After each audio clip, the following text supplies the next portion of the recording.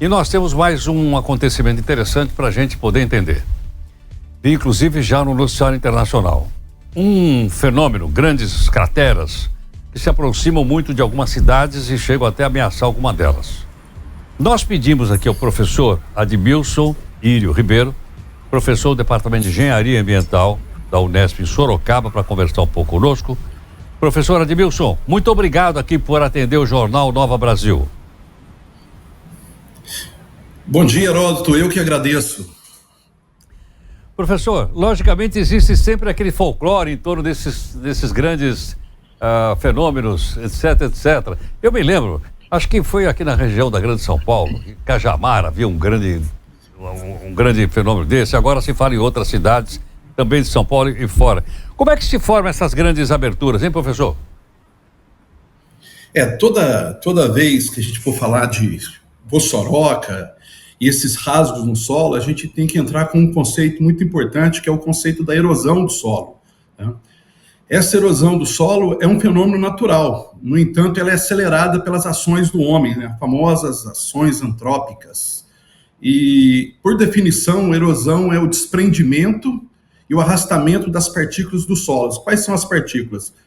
Argila, areia e silt. Então, é muito intensificado se o manejo do solo for muito ruim. Ou seja, numa condição hídrica de grande intensidade de chuva e uma frequência muito alta, é possível que o fenômeno venha a acontecer. Professor, isso tem também alguma relação com relação humana, de desmatamento ou de terraplanagem ou de avanço da cidade para algumas regiões? Tem sim, Heródoto. Esse é um fenômeno, pela própria definição, quando a gente fala assim, o que desprende essas partículas do solo? Normalmente nos trópicos é a gota de água da chuva, né? Quando a chuva cai no solo desprotegido, um solo sem cobertura vegetal, um solo sem atividade biológica, essas partículas se desprendem. Aí a gente tem todo um corolário de desenvolvimento do processo erosivo, né? O primeiro desprende essas partículas, quando desprendidas, elas entram em suspensão, nós chamamos de erosão laminar. Essa erosão, ao tomar um caminho, a gente tem uma erosão de sulco. Esse sulco, ele vai aumentando cada vez mais, chegando a uma ravina, e essa ravina pode ir para um processo maior ainda, que nós chamamos de vossoroca, que é um termo indígena, que significa terra rasgada, ou terra que come terra. É um termo muito interessante da língua tupi-guarani. Agora, professor, é possível reverter uma situação como essa, se, por exemplo, chegar muito perto de uma cidade, como, por exemplo, já aconteceu no município chamado Buriti-Upu, no Maranhão, e também em Lupércio, aqui no estado de São Paulo?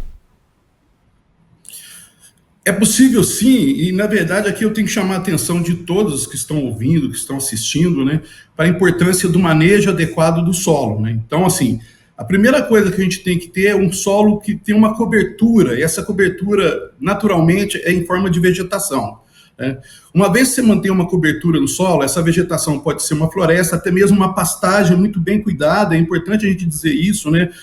Uma pastagem também mal cuidada, a gente vai ter solos aflorados, solos que estão desnudos, e vai ficar propício ao processo erosivo.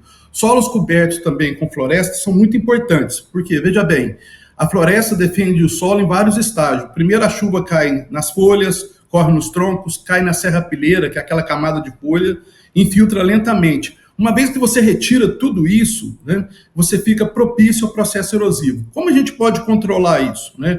O controle ele pode ser natural, a gente fazer esse reflorestamento, a revegetação das áreas, e em áreas urbanas a gente tem que buscar estruturas de engenharia. Compreendo. Professor, há determinados fenômenos como esse que se aproximam muito de cidades e chega um ponto então que as pessoas têm até mesmo que abandonar suas casas? Isso é muito comum no Brasil, viu, Heródoto? Parece que não, mas sempre ocorre com frequência, né?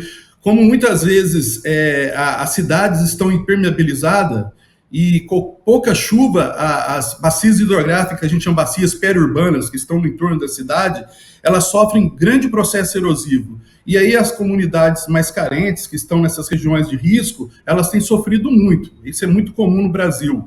Em alguns lugares, tem Rio Claro no bairro Mãe Preta, tem um bairro todo dentro de uma vossoroca, e isso ocorre com determinada frequência. A vontade nossa é de buscar a estabilização dessas vossoroca.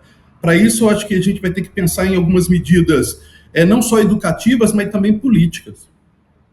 Professor, nós já conversamos e vamos conversar de novo com prefeitos daquela região do Rio Grande do Sul, e na conversa o prefeito até explicou para a gente o seguinte, que as mortes que ocorreram no município foram por deslizamento.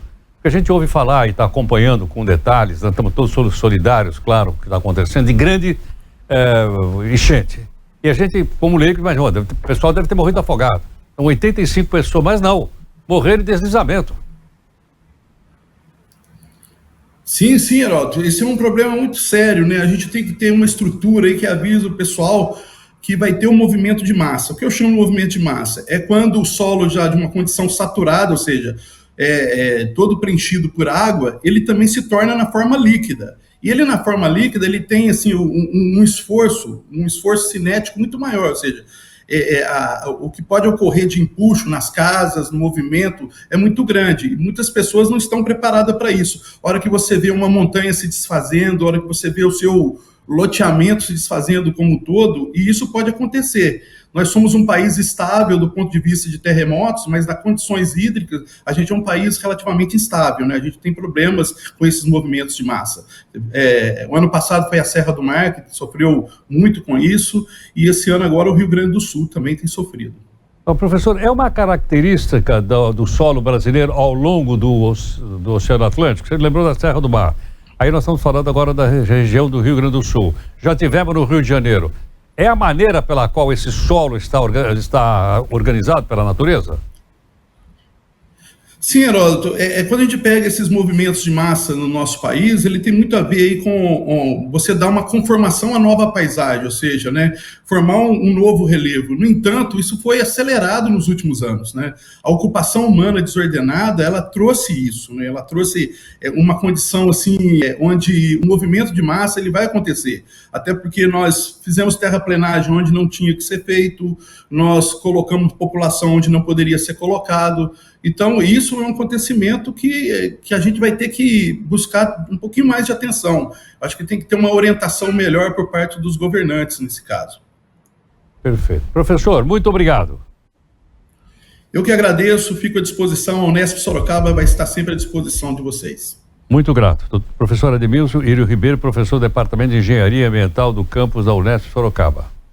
Daí, portanto, uma pessoa que entende, que é técnico, começamos falando em Vossoroca, mas ele já nos deu mais informações sobre os deslizamentos que aconteceram no Rio Grande do Sul e em toda essa faixa do litoral brasileiro.